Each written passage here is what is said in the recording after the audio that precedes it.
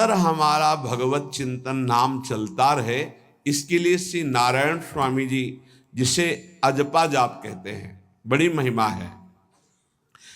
कह रहे हैं कि यदि अजपा जाप 4 वर्ष तक सावधानी से कर लिया जाए तो मुझे इसका जो अनुभव हुआ है परम दयालु नारायण की कृपा से, कि उसे 4 वर्ष में भगवत साक्षात्कार हो जाए। नारायण स्वामी को 4 वर्ष में, तो कह रहे नारायण भगवान की कृपा से इस दास को जो अनुभव हुआ अजपा जाप से 4 वर्ष में भगवत साक्षात्कार।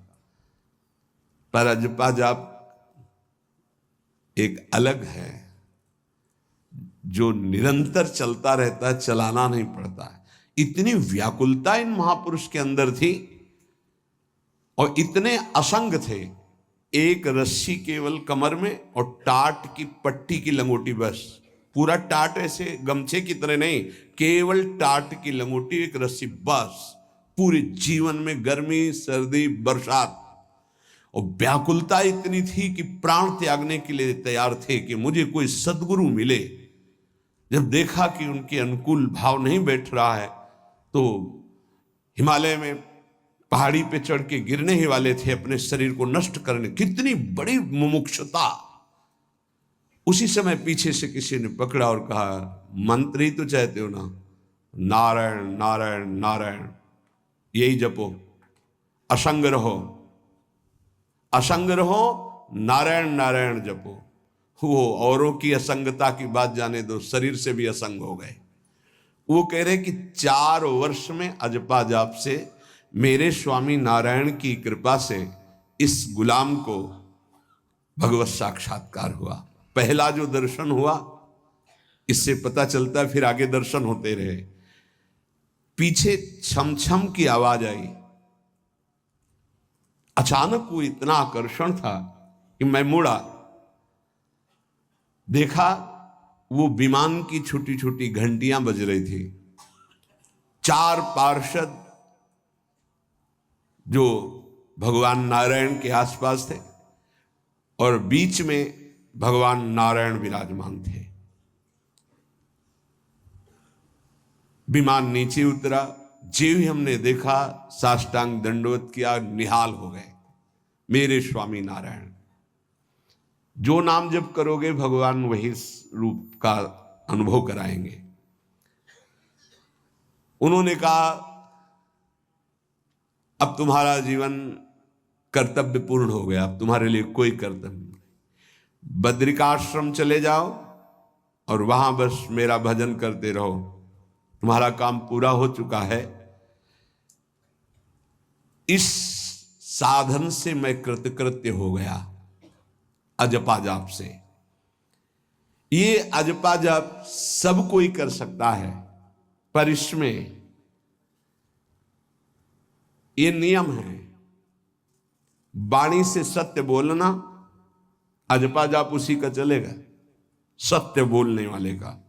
ये जब उतरे हैं भगवत मार्ग में तो झूठ काहे को बोले भाई, काहे को झूठ बोले। लेकिन झूठ का तो ऐसा राज्य हो चुका है जबान पे, मतलब समझे में नहीं आता कि हम झूठ बोल रहे।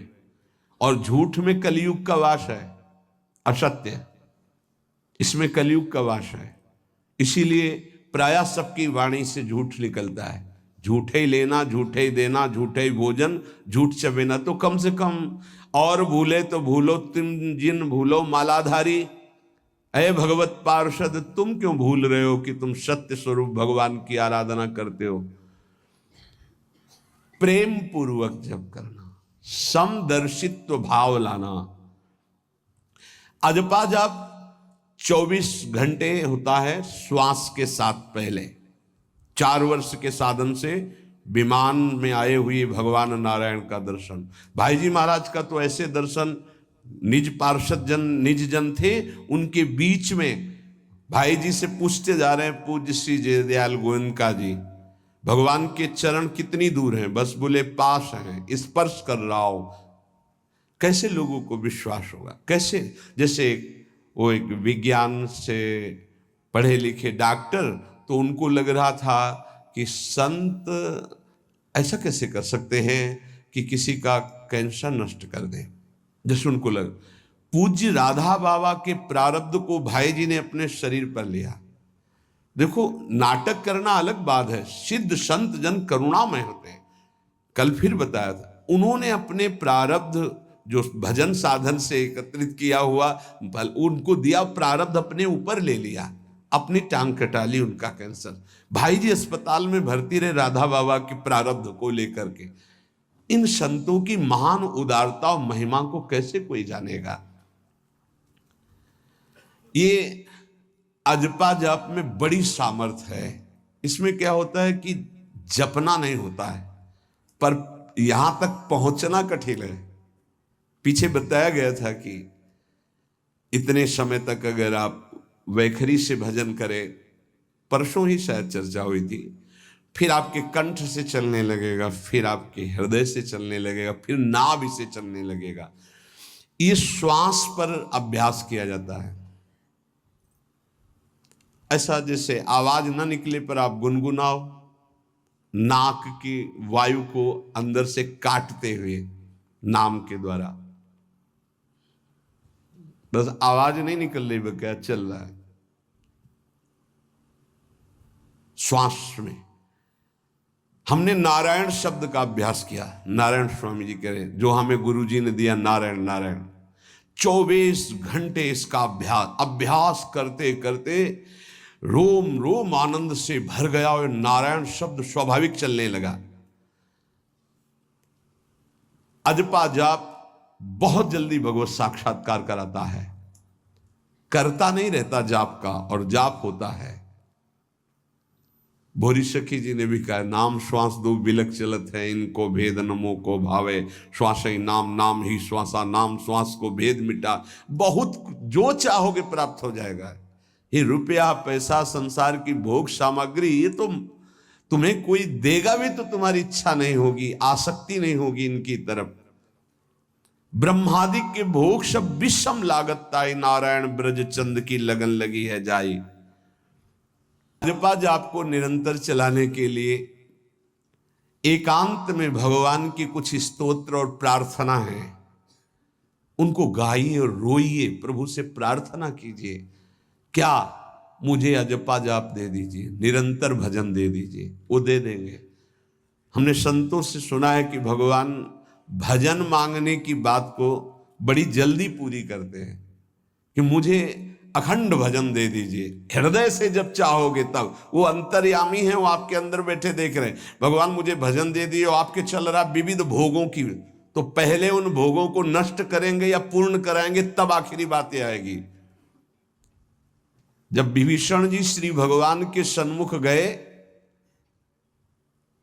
तो भगवान ने सबसे पहली बात पूर्ण की, जो लंका में चलते समय भाव आया था, कि भगवान के चरणों का आश्रय लेकर उनके बाहुबल से इस रावण का विनाश करके जिस सिंहासन पर बैठकर इसने लात मारी, यहीं बैठूंगा आके।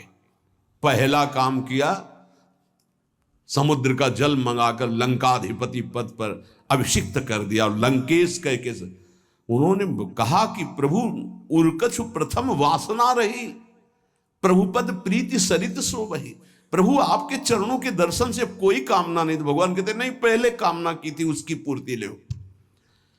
हम भगवान से भजन मांगेंगे, साथ में नाना प्रकार की वासनाएं हैं, तो इसीलिए जब बहुकाल करी सत्संगा, सत्संग सुनते सुनते ये दिमाग में बैठ जाता है कि भोग वासनाएं कामनाएं ये हमें फंसाने वाली हैं, हमें नहीं चाहिए। जब आपके अंदर से उदासीनता आएगी तब भजन की मांग पूरी हो जाएगी। कभी कभी भगवान का गुणानुवाद करके एकांत में रोया करे साधक। कभी रोना आता है अपने इंद्रिय और मन के विलास की पूर्ति ना होने पर। इतने मोटे मोटे आंसू गिरते, तब लगता है कितने कीमती आंसू कितने घटिया जगह में गिरा रहे हो।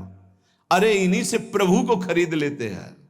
अगर उनके लिए रो देते तो इतने करुणामय हैं वो कि आपको आभास होने लगता, भले हम अंतःकरण उस कोटि की व्याकुलता नहीं कि मेरे प्रभु हम पर कितनी कृपा कर रहे हो। अगर हृदय से उनको पुकारे तो निश्चित वो अनुभव में आ जाते हैं।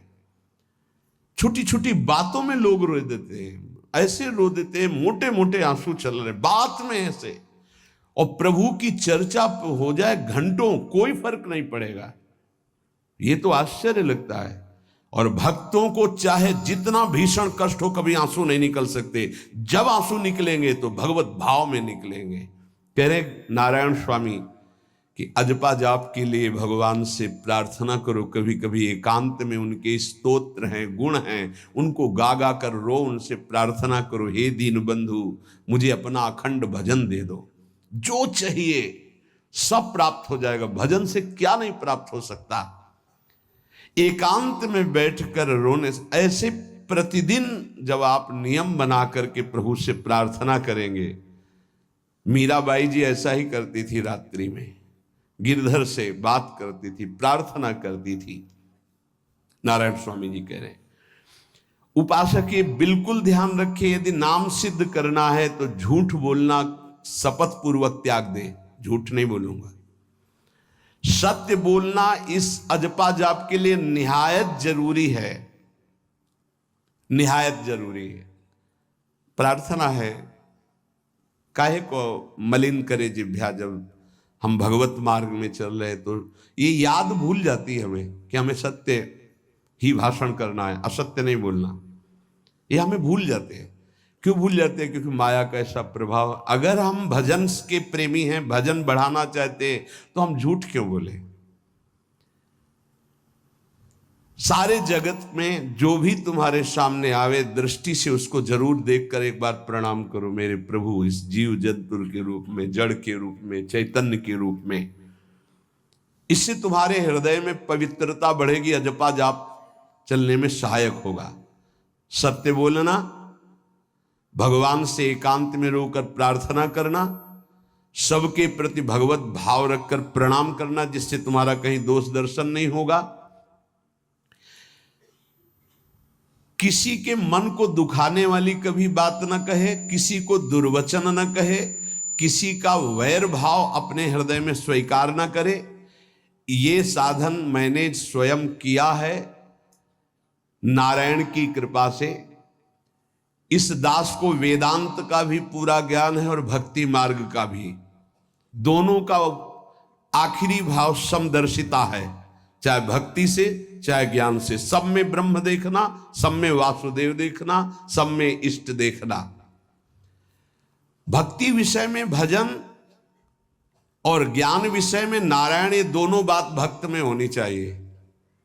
भक्ति का प्रथम और अंतिम विश्राम भजन, हर समय भजन चलना, और आंतरिक ज्ञान का विषय सब में हमारे इष्ट देव। ये दो बातें जरूर होनी चाहिए परिपक्व भजनानंदी होने के लिए। अगर भगवान की प्राप्ति करनी है तो ये दो बातें बड़ी जोर की है, भजन निरंतर और जिस